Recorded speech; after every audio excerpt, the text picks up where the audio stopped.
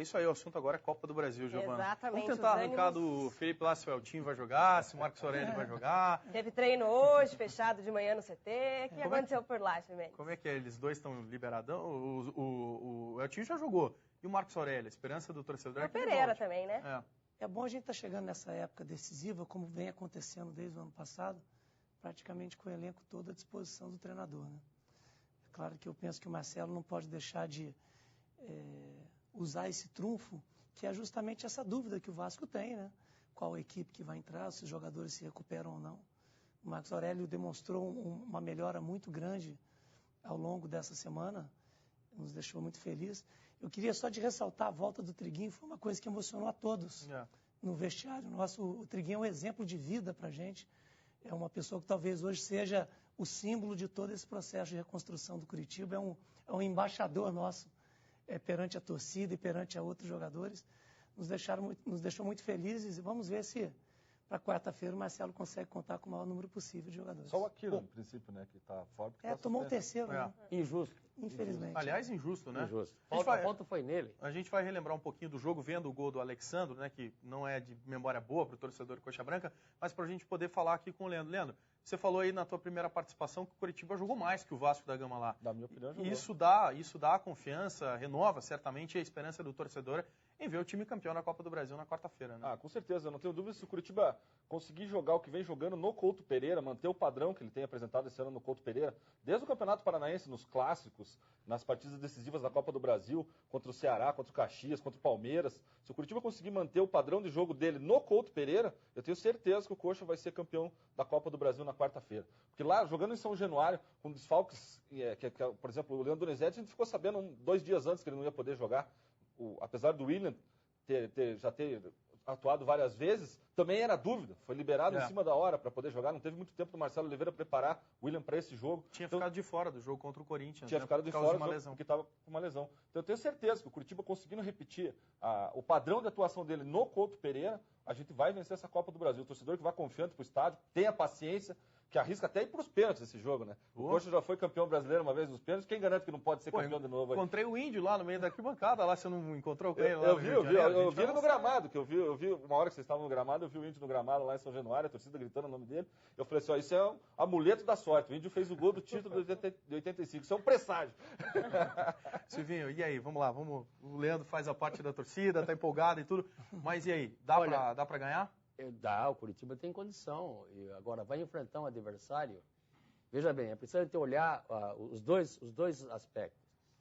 O Vasco veio crescendo no Campeonato Carioca, iniciou bem o Campeonato Brasileiro e cresceu na Copa do Brasil. Estava invicto com o Ricardo Gomes até hoje. Isso. E o Ricardo fez um trabalho não só de arrumação tática do time do Vasco, como melhorou a autoestima de um grupo que estava conturbado. Não, e reforçou o grupo também, né? Trouxe o Alexandre, jogador que estava no Internacional, Diego Souza, que estava então, no o que ele fez? Mineiro. Esse time, ele chegou no momento de afinamento tático na mão do Ricardo Gomes, exatamente na hora de decidir a Copa do Brasil.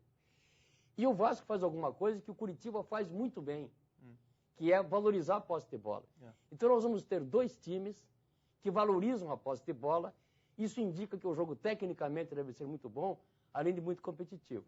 Mas o Vasco chegou para essa final com um espírito de competição muito elevado, com um time de estatura elevada e com qualidade física para um combate dessa natureza. O Curitiba vai ter que se valer do seu refinamento tático, da qualidade individual dos seus jogadores. E hoje eu observei no jogo, talvez uma alternativa para o Marcelo, eu vou especular, não é cornetagem. O Marcos Aurélio, se entrar no jogo, pode ser a queima de uma substituição, se ele entrar jogando. Pode ser que ele tenha condição de entrar no jogo. Marcos Aurélio viu?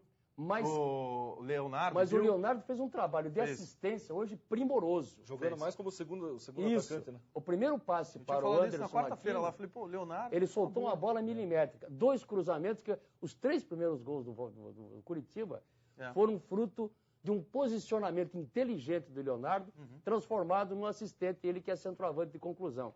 Talvez já esteja o Marcelo nos avisando de como é que vai arrumar essa peça do Curitiba para a quarta-feira. E o eSport acompanhou a torcida alviverde de Curitiba até São Januário no jogo de ida da final da Copa do Brasil. Não é mesmo, Marcelo? É isso aí, Giovana. A gente viajou, nós com a equipe do eSport, viajou com a torcida e registrou esse momento importante da história do clube. E a gente vai mostrar então para vocês como que foi a viagem e também a permanência do torcedor lá em São Januário. Torcer significa vibrar, dar apoio ou esperar por resultado positivo. Acrescenta o substantivo paixão. Paixão pelo time, pela vitória, pela tradição. Nesse clima, aliando a vontade de vibrar com a paixão pelo Coritiba, que o torcedor Coxa Branca embarcou para o Rio de Janeiro, confiante numa vitória do time no primeiro jogo da final da Copa do Brasil contra o Vasco. Bom, a gente está aqui no aeroporto, expectativa da torcida Coxa Branca, que está embarcando para o jogo de hoje à noite lá em São Januário, no Rio de Janeiro, contra o Vasco, primeira partida da decisão. Está aqui o Eduardo. Eduardo, e aí, expectativa para o jogo? Vitória, trazer um empatezinho com gol, o que você está esperando? Não, vitória. Vamos para cima hoje, 2-0 Verdão, Rafinha e Bill. O coraçãozão aí está muito apertado, está muito ansioso? Acelerado. Vamos para cima do Vasco, o Vasco já era hoje. O torcedor só queria sair do chão. Sai do chão! Só queria acreditar na vitória. Raça, Verdão, você é campeão! Os coxas brancas chegaram na capital fluminense entusiasmados. E não é para menos. Fazia 26 anos que o clube não jogava uma decisão tão importante. É o orgulho do Paraná, como mostra o nosso amigo aí, ó. E os torcedores do Coritiba tomaram conta do voo e tomaram conta também do aeroporto aqui no Rio de Janeiro. Todos eles já tranquilos, prontos e agora só esperar o momento do jogo de hoje à noite em São Januário contra o Vasco da Gama. Demorou, mas chegou a hora da torcida alviverde ocupar espaço em São Januário. Aos poucos, um cantinho do estádio foi ficando cheio de famosos e anônimos. Hoje estou residindo aqui no Rio de Janeiro, mas é importante a gente vir prestigiar a equipe onde a gente passou, onde só teve alegria. Gente que ficou o dia todo viajando para ver o Verdão no Rio e aproveitou alguns poucos minutos antes do jogo para descansar. Também depois de o dia inteiro viajando, né? Tem que relaxar um pouquinho antes do jogo, guardar energia. Tá tudo pronto. Só falta a autorização do árbitro, que acontece agora. Tá valendo. No primeiro tempo, nas poucas chances criadas pelo Coxa, o torcedor via a oportunidade do gol sendo desperdiçada. Quando o Vasco chegava perto da meta verde-branca, o desespero aparecia.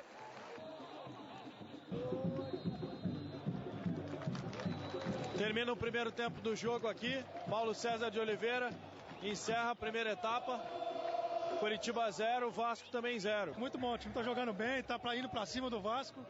Segundo tempo promete. Apesar de toda a confiança do torcedor para um segundo tempo melhor, com gols para o Coritiba, ele começou mal para o Coxa. Aos 6 minutos, Alexandro fez o gol do Vasco. Bom, sai o primeiro gol do jogo, o gol do Vasco da Gama. Pode ver a reação do torcedor aqui. O torcedor ainda tenta apoiar, tenta dar uma força para o time não se abater dentro de campo. Mas quem faz a festa mesmo é o torcedor do Vasco da Gama, que vai à loucura com esse gol do Alexandro. O apoio da torcida surtiu o efeito e o Coritiba criou algumas boas oportunidades, todas desperdiçadas. Resultado, mais desespero na torcida. Sem o gol de empate tão esperado para o Coritiba, o jogo terminou mesmo com vitória do Vasco.